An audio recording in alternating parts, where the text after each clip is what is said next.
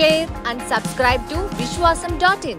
తెలంగాణ రాష్ట్ర ప్రభుత్వం ఏర్పడిన తర్వాత స్వామివారి దర్శనం చేసుకోవాలని ప్రయత్నం చేసిన ఎన్నికలు స్థానిక పరిపాలనలో కాస్త సమయం దొరకకపోవడం వల్ల ఈరోజు స్వామివారిని దర్శించుకున్నాం.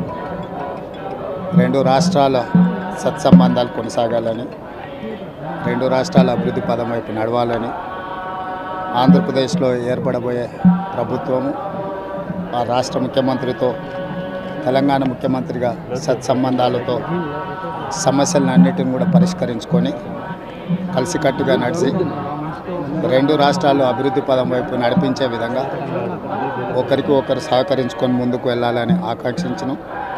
అదేవిధంగా తెలంగాణ రాష్ట్ర ప్రభుత్వం తరఫున కొండ మీద ఒక సత్రం నిర్మాణము, కళ్యాణ మండపం నిర్మించి తెలంగాణ నుంచి వచ్చే భక్తులకే కాకుండా దేశం నలుమూలల నుంచి స్వామివారిని సందర్శించుకునే భక్తులందరికీ కూడా సౌకర్యాలు కల్పించడంలో తెలంగాణ రాష్ట్ర ప్రభుత్వం కూడా భాగస్వామ్యం తీసుకోవాలనుకుంటుంది. ఈ ఫలితాల ప్రక్రియ ముగిసిన తర్వాత తప్పకుండా తెలంగాణ రాష్ట్ర ప్రభుత్వం తరఫున సత్ర నిర్మాణానికి అవకాశం ఉంటే కళ్యాణ మండపం నిర్మించి స్వామివారి సేవ కొనసాగించాలని రాష్ట్ర ప్రభుత్వం భావిస్తుంది.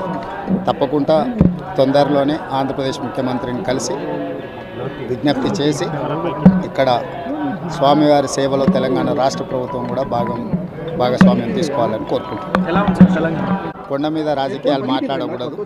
తప్పకుండా మంచి వాతావరణం ఉంది, వాతావరణం కూడా అనుకూలించింది.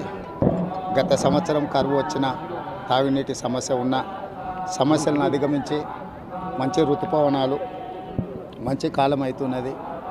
వానలు పడాలి, పంటలు పండాలి, రెండు రాష్ట్రాలు సుభిక్షంగా ఉండాలనే మా ఆలోచన.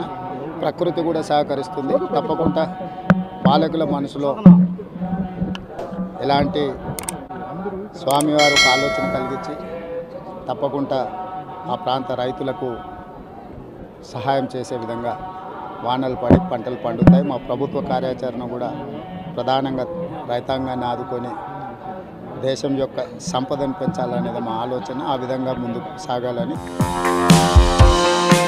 Like, share and subscribe to Vishwasam.in.